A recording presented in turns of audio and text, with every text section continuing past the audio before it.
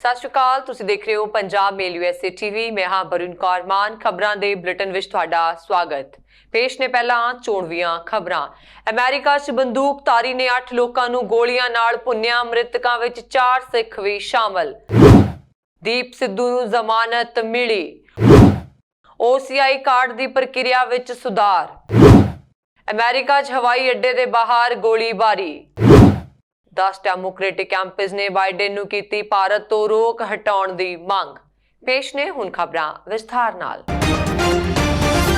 America ਦੇ Indiana ਸੂਬੇ ਵਿੱਚ ਫੈਡੈਕਸ ਕੰਪਨੀ ਦੇ ਇੱਕ ਕੰਪਲੈਕਸ ਵਿੱਚ ਗੋਲੀਬਾਰੀ ਦੀ ਘਟਨਾ ਵਿੱਚ ਸਿੱਖ ਭਾਈਚਾਰੇ ਦੇ 4 ਵਿਅਕਤੀਆਂ ਸਮੇਤ ਘੱਟ ਤੋਂ ਘੱਟ 8 ਲੋਕਾਂ ਦੀ ਮੌਤ ਹੋ ਗਈ ਅਤੇ 5 ਹੋਰ ਜ਼ਖਮੀ ਹੋ ਗਏ। ਬੰਦੂਕਧਾਰੀ ਹਮਲਾਵਰ ਦੀ ਪਛਾਣ ਇੰਡੀਆਨਾ ਦੇ 19 ਸਾਲਾ ਬ੍ਰੈਂਡਨ ਸਕਾਟ ਹਾਲ ਦੇ ਰੂਪ ਵਿੱਚ ਕੀਤੀ ਗਈ ਹੈ, ਜਿਸ ਨੇ ਇੰਡੀਆਨਾ ਪੋਲਿਸ ਵਿੱਚ ਸਥਿਤ ਫੈਡੈਕਸ ਕੰਪਨੀ ਦੇ ਕੰਪਲੈਕਸ ਵਿੱਚ ਵੀਰਵਾਰ ਦੇਰ ਰਾਤ ਗੋਲੀਬਾਰੀ ਕਰਨ ਦੇ ਬਾਅਦ ਕਥਿਤ ਤੌਰ ਤੇ ਖੁਦ ਨੂੰ ਗੋਲੀ ਮਾਰ ਲਈ। ਡਿਲੀਵਰੀ ਸੇਵਾ ਪ੍ਰਦਾਤਾ ਕੰਪਨੀ ਦੇ ਇਸ ਕੰਪਲੈਕਸ ਵਿੱਚ ਕੰਮ ਕਰਨ ਵਾਲੇ 90% ਤੋਂ ਜ਼ਿਆਦਾ ਕਰਮਚਾਰੀ ਭਾਰਤੀ ਮੂਲ ਦੇ ਅਮਰੀਕੀ ਨਾਗਰਿਕ ਦੱਸੇ ਜਾਂਦੇ ਨੇ, ਜਿਨ੍ਹਾਂ ਵਿੱਚ ਜ਼ਿਆਦਾਤਰ ਸਿੱਖ ਭਾਈਚਾਰੇ ਦੇ ਹਨ। ਸ਼ੁੱਕਰਵਾਰ ਦੇਰ ਰਾਤ ਮੈਰੀਅਟ ਕਾਉਂਟੀ ਕਾਰਨਰ ਦਫ਼ਤਰ ਅਤੇ ਇੰਡੀਆਨਾ ਪੋਲਿਸ ਮੈਟਰੋਪੋਲੀਟਨ ਪੁਲਿਸ ਵਿਭਾਗ ਨੇ ਮ੍ਰਿਤਕਾਂ ਦੇ ਨਾਮ ਦਾ ਖੁਲਾਸਾ ਕੀਤਾ ਹੈ। ਮ੍ਰਿਤਕਾਂ ਵਿੱਚ ਅਮਰਜੀਤ ਜੌਹਲ, ਜਸਵਿੰਦਰ ਕੌਰ, ਅਮਰਜੀਤ ਅਤੇ ਜਸਵਿੰਦਰ ਸਿੰਘ ਸ਼ਾਮਲ ਹਨ।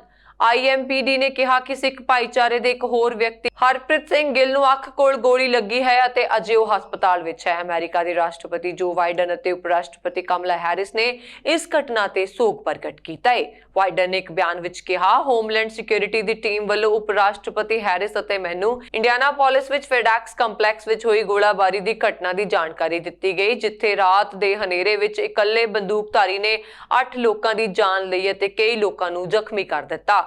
ਬਾਈਡਨ ਨੇ ਮ੍ਰਿਤਕਾਂ ਦੇ ਸਨਮਾਨ ਵਿੱਚ ਵਾਈਟ ਹਾਊਸ ਅਤੇ ਹੋਰ ਸੰਘੀ ਇਮਾਰਤਾਂ ਵਿੱਚ ਰਾਸ਼ਟਰੀ ਝੰਡਾ ਅੱਧਾ ਲਹਿਰਾਉਣ ਦਾ ਹੁਕਮ ਦਿੱਤਾ। ਖਾਲਸਾ ਨੇ ਕਿਹਾ ਕਿ ਭਾਈਚਾਰੇ ਦੇ ਨੇਤਾ ਅਧਿਕਾਰੀਆਂ ਦੇ ਸੰਪਰਕ ਵਿੱਚ ਹਨ। ਦੱਸਿਆ ਜਾ ਰਿਹਾ ਹੈ ਕਿ ਘਟਨਾ ਸਥਾਨ ਤੇ ਪੁਲਿਸ ਦੇ ਆਉਣ ਤੋਂ ਪਹਿਲਾਂ ਹੀ ਹਮਲਾਵਰ ਨੇ ਖੁਦ ਨੂੰ ਗੋਲੀ ਮਾਰ ਲਈ ਸੀ।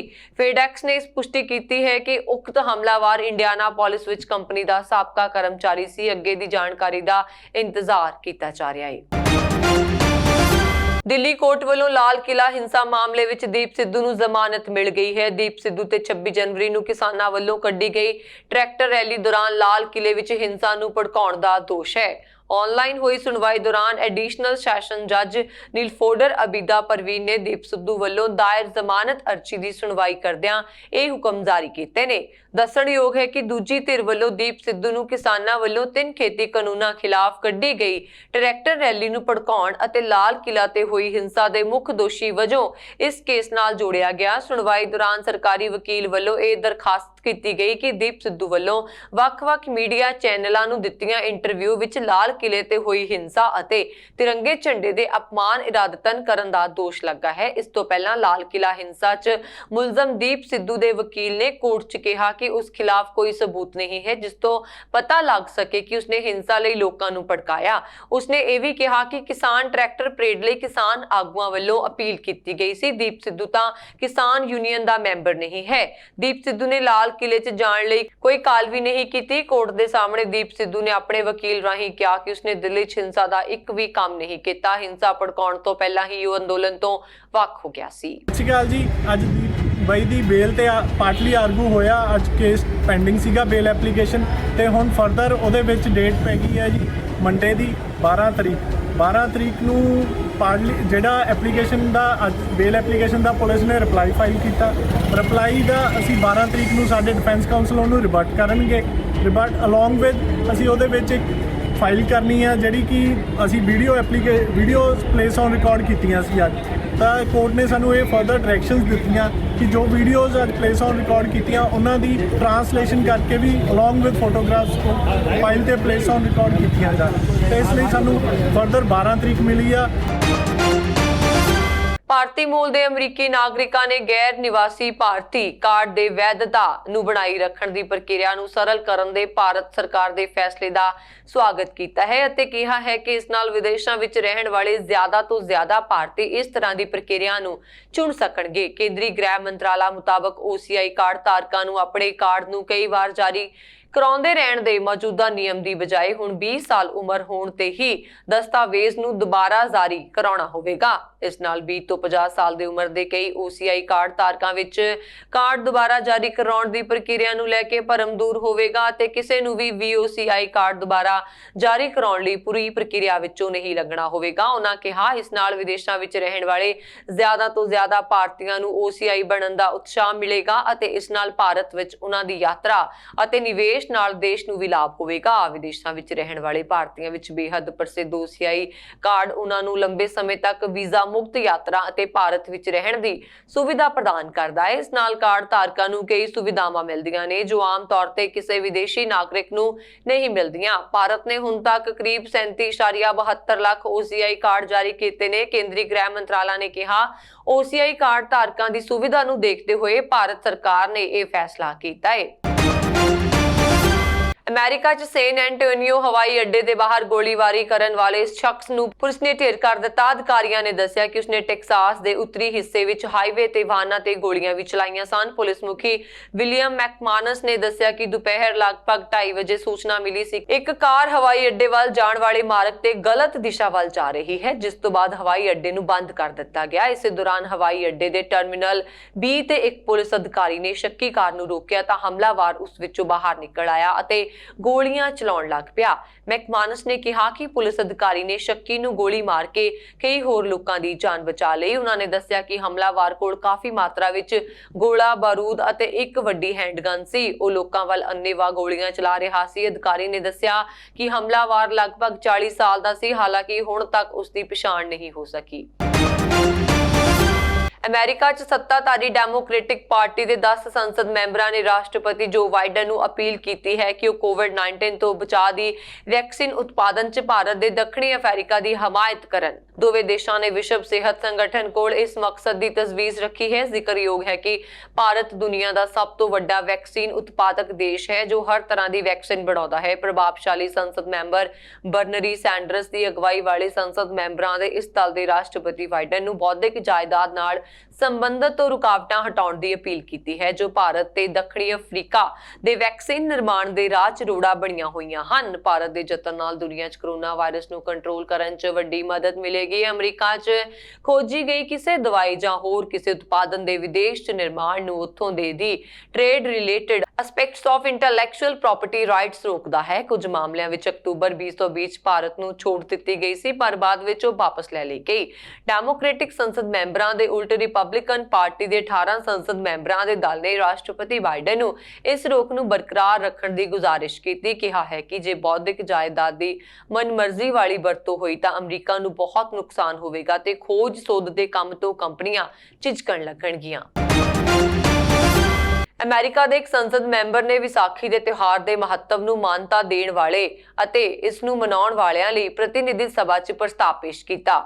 ਸੰਸਦ ਮੈਂਬਰ ਜਾਨ ਗਾਇਰਾਮੈਂਡੀ ਨੇ ਸਦਨ 'ਚ ਵਿਸਾਖੀ ਪ੍ਰਸਤਾਵ ਨੂੰ ਫਿਰ ਤੋਂ ਪੇਸ਼ ਕਰਨ ਦੌਰਾਨ ਕਿਹਾ ਕਿ ਇਹ ਪ੍ਰਸਤਾਵ ਵਿਸਾਖੀ ਦੇ ਤਿਉਹਾਰ ਦੀ ਇਤਿਹਾਸਕ, ਸੰਸਕ੍ਰਿਤੀ ਅਤੇ ਧਾਰਮਿਕ ਮਹੱਤਤਾ ਨੂੰ ਸਵੀਕਾਰ ਕਰਦਾ ਹੈ। ਵਿਸਾਖੀ ਜਾਂ ਵੈਸਾਖੀ ਸਿੱਖ, ਹਿੰਦੂਆਂ ਅਤੇ ਬੌਧ ਧਰਮ ਦੇ ਲੋਕਾਂ ਲਈ ਬਸੰਤ ਰੁੱਤ ਦੀ ਫਸਲ ਕਟਾਈ ਦਾ ਤਿਉਹਾਰ ਹੈ। ਕੈਲੀਫੋਰਨੀਆ ਤੋਂ ਕਾਂਗਰਸ ਮੈਂਬਰ ਗਾਇਰਾਮੈਂਡੀ ਸਦਨ ਦੇ ਸਿੱਖ ਕਾਕਸ ਦੇ ਸਹਿ ਪ੍ਰਮੁੱਖ ਵੀ ਹਨ। ਉੱਥੇ ਭਾਰਤੀ ਮੂਲ ਦੇ ਅਮਰੀਕੀ ਸੰਸਦ ਰੋਹ ਖੰਨਾ ਨੇ ਭਾਰਤੀ ਸੰਵਿਧਾਨ ਦੇ ਨਿਰਮਾਤਾ ਭੀਮ ਰਾਵ ਅੰਬੇਡਕਰ ਦੀ 130ਵੀਂ ਜਯੰਤੀ ਮੌਕੇ ਉਹਨਾਂ ਦੇ ਸਨਮਾਨ 'ਚ ਲਗਾਤਾਰ ਦੂਸਰੇ ਸਾਲ ਇੱਕ ਪ੍ਰਸਤਾਵ ਪੇਸ਼ ਕੀਤਾ। ਇਸ ਦਾ ਟੀਚਾ ਦੁਨੀਆ ਭਰ ਦੇ ਨੌਜਵਾਨ ਨੇਤਾਵਾਂ ਨੂੰ ਅੰਬੇਡਕਰ ਦੇ ਸਨਮਾਨਤਾ ਦੇ ਦ੍ਰਿਸ਼ਟੀਕੋਣ ਤੋਂ ਪ੍ਰੇਰਿਤ ਕਰਨਾ ਸੀ। ਪ੍ਰਤੀਨਿਧੀ ਸਭਾ 'ਚ ਬੁੱਧਵਾਰ ਨੂੰ ਪ੍ਰਸਤਾਵ ਪੇਸ਼ ਕਰਨ ਤੋਂ ਬਾਅਦ ਖੰਨਾ ਨੇ ਇੱਕ ਟਵੀਟ ਵਿੱਚ ਕਿਹਾ, ਅੰਬੇਡਕਰ ਅਜਿਹਾ ਭਾਰਤ ਅਤੇ ਅਮਰੀਕਾ ਚਾਹੁੰਦੇ ਸਨ ਜਿੱਥੇ ਅਸੀਂ ਸਾਰਿਆਂ ਦੇ ਮਾਨ ਸਨਮਾਨ ਕਰੀਏ। ਉਹਨਾਂ ਨੇ ਕਿਹਾ, ਅੱਜ ਮੈਂ ਡਾਕਟਰ BR ਅੰਬੇਡਕਰ ਨੂੰ ਸਨਮਾਨਿਤ ਕਰਨ ਲਈ ਇੱਕ ਵਾਰ ਫਿਰ ਆਪਣਾ ਪ੍ਰਸਤਾਵ ਪੇਸ਼ ਕਰ ਰਿਹਾ ਹਾਂ, ਇਸ ਆਸ 'ਚ ਕਿ ਦੁਨੀਆ ਭਰ ਦੇ ਨੌਜਵਾਨ ਆਗੂ ਉਹਨਾਂ ਦੇ ਕੰਮ ਬਾਰੇ ਪੜ੍ਹਨਗੇ ਤੇ ਸਮਾਨਤਾ ਦੇ ਉਹਨਾਂ ਦੇ ਨਜ਼ਰੀਏ ਤੋਂ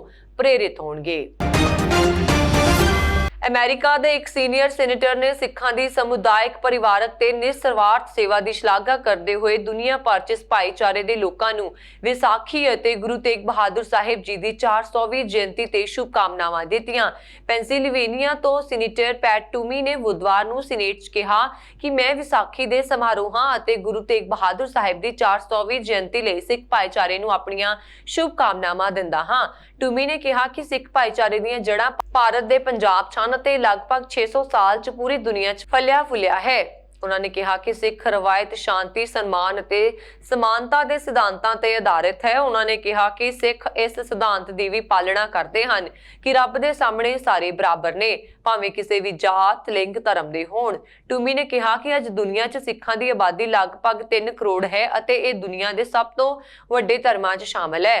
ਅਮਰੀਕਾ 'ਚ ਲਗਭਗ 7 ਲੱਖ ਸਿੱਖ ਰਹਿੰਦੇ ਹਨ ਅਤੇ ਇਹਨਾਂ ਵਿੱਚੋਂ ਜ਼ਿਆਦਾਤਰ ਪੈਂਸਿਲਵੇਨੀਆ 'ਚ ਰਹਿੰਦੇ ਹਨ। ਉਹਨਾਂ ਨੇ ਕਿਹਾ ਕਿ ਕੋਵਿਡ-19 ਮਹਾਮਾਰੀ ਦੌਰਾਨ ਪੈਂਸਿਲਵੇਨੀਆ ਸਮੇਤ ਦੇਸ਼ ਭਰ ਦੇ ਸਿੱਖ ਭਾਈਚਾਰੇ ਦੇ ਲੋਕਾਂ ਨੇ ਹਜ਼ਾਰਾਂ ਲੋੜਵੰਦ ਪਰਿਵਾਰਾਂ ਨੂੰ ਲੰਗਰ, ਕਰਿਆਨੇ ਦਾ ਸਮਾਨ, ਮਾਸਕ ਅਤੇ ਹੋਰ ਜ਼ਰੂਰੀ ਸਮੱਗਰੀ ਦੀ ਸਪਲਾਈ ਕੀਤੀ। ਉਹਨਾਂ ਨੇ ਕਿਹਾ ਕਿ ਅਮਰੀਕੀ ਸਿੱਖ ਕਾਂਗਰੈਸ਼ਨਲ ਕਾਕਸ ਦੇ ਸਨਮਾਨਿਤ ਮੈਂਬਰ ਦੇ ਨਾਤੇ ਮੈਂ ਹਰ ਸਾਲ ਅਮਰੀਕਾ 'ਚ 13 ਅਪ੍ਰੈਲ ਨੂੰ ਵਿਸਾਖੀ ਦੇ ਤਿਉਹਾਰ 'ਚ ਸ਼ਾਮਿਲ ਹੁੰਦਾ ਹਾਂ। ਕ੍ਰਿਪਟੋਕਰੰਸੀ ਅਤੇ ਆਰਟੀਫੀਸ਼ੀਅਲ ਇੰਟੈਲੀਜੈਂਸ ਦੇ ਖੇਤਰ ਵਿੱਚ ਨੌਕਰੀ ਕਰ ਰਹੇ ਭਾਰਤੀ ਮੂਲ ਦੇ ਇੱਕ 31 ਸਾਲਾ ਗਣਿਤਯ ਦੀ ਲਾਸ਼ ਇੱਥੇ ਹਡਸਨ ਨਦੀ ਵਿੱਚ ਬਹਿੰਦੀ ਹੋਈ ਮਿਲੀ। ਇੱਕ ਮੀਡੀਆ ਰਿਪੋਰਟ ਵਿੱਚ ਇਹ ਜਾਣਕਾਰੀ ਦਿੱਤੀ। ਰਿਪੋਰਟ ਵਿੱਚ ਕਿਹਾ ਗਿਆ ਕਿ ਗਣਿਤਯ ਸ਼ੁਭਰੋ ਵਿਸ਼ਵਾਸ ਮਾਨਸਿਕ ਬਿਮਾਰੀ ਨਾਲ ਜੂਝ ਰਿਹਾ ਸੀ। ਨਿਊਯਾਰਕ ਪੋਸਟ ਨੇ ਦੱਸਿਆ ਕਿ ਸ਼ੁਭਰੋ ਦੀ ਲਾਸ਼ ਨਦੀ ਵਿੱਚ ਪਾਈ ਗਈ। ਪੁਲਿਸ ਸੂਤਰਾਂ ਨੇ ਦੱਸਿਆ ਕਿ ਸ਼ੁਭਰੋ ਦੀ ਮੌਤ ਦੇ ਪਿੱਛੇ ਕਿਸੇ ਤਰ੍ਹਾਂ ਦੀ ਚਾਲ ਹੋਣ ਦਾ ਤਤਕਾਲ ਕੋਈ ਸਬੂਤ ਨਹੀਂ ਮਿਲਿਆ। ਸ਼ੁਭਰੋ ਦੇ ਭਰਾ ਵਿਪਰੋਜੀਤ ਵਿਸ਼ਵਾਸ ਨੇ ਦੱਸਿਆ ਕਿ ਉਹ ਅਤੇ ਉਹਨਾਂ ਦਾ ਪਰਿਵਾਰ ਇਸ ਖਬਰ ਤੋਂ ਬਹੁਤ ਦੁਖੀ ਹੈ। ਅਮਰੀਕਾ ਨੇ ਰੂਸੀ ਕੰਪਨੀਆਂ ਨੂੰ ਫਰਜ਼ੀ ਦਸਤਾਵੇਜ਼ਾਂ ਦੀ ਮਦਦ ਨਾਲ ਪਾਬੰਦੀਆਂ ਤੋਂ ਬਚਾਉਣ ਦੇ ਦੋਸ਼ ਵਿੱਚ 6 ਪਾਕਿਸਤਾਨੀ ਨਾਗਰਿਕਾਂ ਅਤੇ ਉਹਨਾਂ ਦੀਆਂ 4 ਕੰਪਨੀਆਂ ਤੇ ਪਾਬੰਦੀ ਲਗਾ ਦਿੱਤੀ ਹੈ। ਅਮਰੀਕਾ ਨੇ 2020 ਦੀਆਂ ਰਾਸ਼ਟਰਪਤੀ ਚੋਣਾਂ ਨੂੰ ਪ੍ਰਭਾਵਿਤ ਕਰਨ ਦੀ ਕੋਸ਼ਿਸ਼ ਦੇ ਬਾਅਦ ਮਾਸਕੋ ਤੇ ਪਾਬੰਦੀਆਂ ਲਗਾਈਆਂ ਸਨ। ਅਮਰੀਕੀ ਖਜ਼ਾਨਾ ਵਿਭਾਗ ਵੱਲੋਂ ਜਾਰੀ ਬਿਆਨ ਵਿੱਚ ਕਿਹਾ ਗਿਆ ਹੈ ਕਿ ਸੈਕੰਡਾਈ ਸੋਲਿਊਸ਼ਨ, ਜਿਸ ਨੂੰ ਫੋਰਵਰਡਰੇਸ ਦੇ ਨਾਮ ਨਾਲ ਵੀ ਜਾਣਿਆ ਜਾਂਦਾ ਹੈ, ਨੂੰ 3 ਹੋਰ ਕੰਪਨੀਆਂ fresh air, farm house likewise ਅਤੇ ਐਮਕੇ ਨਾਲ ਪ੍ਰਤੀਬੰਧਿਤ ਕੀਤਾ ਜਾਂਦਾ ਹੈ। ਬਿਆਨ ਵਿੱਚ ਕਿਹਾ ਗਿਆ ਕਿ ਇਸ ਦੇ ਇਲਾਵਾ ਪਾਕਿਸਤਾਨ ਨਾਗਰਿਕ ਮੋਹਿਸਨ ਰਜ਼ਾ, ਮੁਜਤਾਬ ਰਜ਼ਾ, ਸੈਦ ਹਸਨੈਨ ਮੁਹੰਮਦ ਹਯਾਤ, ਸੈਦ ਰਜ਼ਾ ਅਤੇ ਸ਼ਹਿਜਾਦ ਅਹਿਮਦ ਤੇ ਵੀ ਪਾਬੰਦੀ ਲਗਾਈ ਜਾਂਦੀ ਹੈ। ਅਮਰੀਕੀ ਵਿੱਤ ਮੰਤਰੀ ਜਨੇ ਐਲ ਏਲਨ ਨੇ ਕਿਹਾ, ਵਿੱਤ ਵਿਭਾਗ ਉਹਨਾਂ ਰੂਸੀ ਨੇਤਾਵਾਂ, ਅਧਿਕਾਰੀਆਂ, ਖੂਫੀਆ ਸੇਵਾਵਾਂ ਨੂੰ ਨਿਸ਼ਾਨਾ ਬਣਾਏਗਾ ਜਿਨ੍ਹਾਂ ਨੇ ਅਮਰੀਕੀ ਚੋਣ ਪ੍ਰਕਿਰਿਆ ਵਿੱਚ ਦਖਲ ਅੰਦਾਜ਼ੀ ਦੀ ਕੋਸ਼ਿਸ਼ ਕੀਤੀ ਜਾਂ ਅਮਰੀਕੀ ਲੋਕਤੰਤਰ ਨੂੰ ਨੁਕਸਾਨ ਪਹੁੰਚਾਇਆ। ਪੁਲਾੜ ਯਾਤਰੀ ਕੇਟ ਰੂਬਿਨਸ ISS ਤੋਂ 185 ਦਿਨਾਂ ਬਾਅਦ ਵਾਪਸ ਧਰਤੀ ਤੇ ਪਰਤੀ ਹੈ। ਪੁਲਾੜ 'ਚ ਸੈਂਕੜੇ ਘੰਟੇ ਬਿਤਾਉਣ ਤੋਂ ਬਾਅਦ ਆਪਣਾ ਮਿਸ਼ਨ ਪੂਰਾ ਕਰਕੇ ਪਰਤੀ ਕੇਟ ਨੇ ਆਪਣੀ ਵਾਪਸੀ ਤੇ ਖੁਸ਼ੀ ਜ਼ਾਹਿਰ ਕੀਤੀ। ਉਹਨਾਂ ਨੇ ਕਿਹਾ ਕਿ ਅਮਰੀਕਾ ਦੀਆਂ ਰਾਸ਼ਟਰਪਤੀ ਚੋਣਾਂ ਲਈ ਉਹਨਾਂ ਨੇ ਆਪਣਾ ਵੋਟ ਵੀ ਪਾਇਆ ਸੀ। ਧਰਤੀ ਤੋਂ 200 ਮੀਲ ਦੂਰ ਸਪੇਸ ਸੈਂਟਰ ਨਾਸਾ ਤੋਂ ਕੇਟ ਰੂਬਿਨਸ ਦੇ ਇਸ ਕਦਮ ਤੋਂ ਬਾਅਦ ਅਮਰੀਕਾ 'ਚ ਚੋਣਾਵੀ ਮੁਹਿੰਮ ਵਾਟਸ ਯੂਅਰ ਐਕਸਕਿਊਜ਼ ਦੀ ਵੀ ਸ਼ੁਰੂਆਤ ਹੋਈ। ਅਮਰੀਕੀ ਸਮੁੰਦਰੀ ਫੌਜ ਨੇ ਇੱਕ ਵੀਡੀਓ ਜਾਰੀ ਕਰਦੇ ਹੋਏ ਅਮਰੀਕਾ ਵਿੱਚ ਉਡਨ ਅਸਤਰੀ ਦੇ ਆਉਣ ਦੀ ਪੁਸ਼ਟੀ ਕੀਤੀ ਹੈ। ਅਮਰੀਕੀ ਸਮੁੰਦਰੀ ਫੌਜ ਨੇ ਵੀਡੀਓ ਜਾਰੀ ਕਰਦੇ ਹੋਏ ਪੁਸ਼ਟੀ ਕੀਤੀ ਕਿ ਅਮਰੀਕਾ ਦੇ ਅਸਮਾਨ ਵਿੱਚ ਉਡਨ ਅਸਤਰੀ ਆਈ ਸੀ। ਅਮਰੀਕਾ ਰੱਖਿਆ ਮੰਤਰਾਲਾ ਆਫਿਸ ਪੈਂਟਾਗਨ ਨੇ UFO ਭਾਵ ਉਡਨ ਅਸਤਰੀ ਲੈਂਡ ਹੋਣ ਦੀ ਪੁਸ਼ਟੀ ਕਰਦੇ ਹੋਏ ਵੀਡੀਓ ਜਾਰੀ ਕੀਤੀ ਹੈ। ਵੀਡੀਓ ਵਿੱਚ ਇੱਕ ਪਿਰਾਮਿਡ ਦਾ ਆਕਾਰ ਦਾ UFO ਦੇਖਿਆ ਜਾ ਰਿਹਾ ਹੈ। ਇਸ ਵੀਡੀਓ ਵਿੱਚ ਇੱਕ ਦੋ ਨਹੀਂ ਬਲਕਿ ਦਰਜਨਾਂ UFO ਅਸਮਾਨ ਵਿੱਚ ਦੇਖੇ ਜਾ ਰਹੇ ਨੇ, ਜਿਨ੍ਹਾਂ ਨੂੰ ਅਮਰੀਕਾ ਸਮੁੰਦਰੀ ਫੌਜ ਨੇ ਰਿਕਾਰਡ ਕੀਤਾ ਹੈ। ਪੈਂਟਾਗਨ ਨੇ ਆਪਣੀ ਰਿਪੋਰਟ ਵਿੱਚ ਦੱਸਿਆ ਹੈ ਕਿ ਇਹ ਵੀਡੀਓ ਪੂਰੀ ਤਰ੍ਹਾਂ ਸਹੀ ਹੈ ਅਤੇ ਪਹਿਲੀ ਵਾਰ ਅਜਿਹਾ ਹੋਇਆ ਹੈ ਜਦ UFO ਦੇ ਅਸਮਾਨ ਵਿੱਚ ਹੋਣ ਦੀ ਇੰਨੀ ਕਲੀਅਰ ਵੀਡੀਓ ਰਿਕਾਰਡ ਕੀਤੀ ਗਈ। ਪੈਂਟਾਗਨ ਨੇ 18 ਸੈਕਿੰਡ ਦੀ ਇੱਕ ਵੀਡੀਓ ਜਾਰੀ ਕੀਤੀ। ਇਸ ਵਿੱਚ 2 ਪਿਰਾਮਿਡ ਆਕਾਰ ਦੇ UFO ਦੇਖੇ ਜਾ ਰਹੇ ਨੇ। ਪੈਂਟਾਗਨ ਦੀ ਰਿਪੋਰਟ ਮੁਤਾਬਕ ਇਹ ਤਿੰਨੋਂ ਅਮਰੀਕਨ ਵਰਸ਼ਿਪ UFO ਰਸੇਲ ਉੱਪਰ ਰਾਤ ਵੇਲੇ ਘੁੰਮ ਰਹੇ ਸਨ ਅਤੇ ਉਸ ਵੇਲੇ ਇਹਨਾਂ ਦੀ ਵੀਡੀਓ ਰਿਕਾਰਡ ਕੀਤੀ ਗਈ। ਇਹ ਵੀਡੀਓ ਜੁਲਾਈ 2019 ਵਿੱਚ ਅਮਰੀਕਾ ਦੇ ਸੈਂਟ ਡਿਆਗੋ ਵਿੱਚ ਰਿਕਾਰਡ ਕੀਤਾ ਗਿਆ ਸੀ। ਪੈਂਟਾਗਨ ਨੇ ਆਪਣੀ ਰਿਪੋਰਟ ਵਿੱਚ ਦਾਅਵਾ ਕੀਤਾ ਇਹ ਤਿੰਨੋਂ UFO ਅਮਰੀਕਨ ਜੰਗੀ ਬੇੜੇ USS ਰਸੇਲ ਤੋਂ ਸਿਰਫ 700 ਫੁੱਟ ਦੀ ਉਚਾਈ ਤੇ ਸੀ। ਇਹ ਸਨ ਹੁਣ ਤੱਕ ਦੀਆਂ ਖਬਰਾਂ। ਮੈਨੂੰ ਵਰੁਣ ਕੌਰ ਮਾਨੂ ਦੀ ਆਗਿਆ। ਦੇਖਦੇ ਰਹੋ ਪੰਜਾਬ ਮੇਲ USA TV। ਸਤਿ ਸ਼੍ਰੀ ਅਕਾਲ।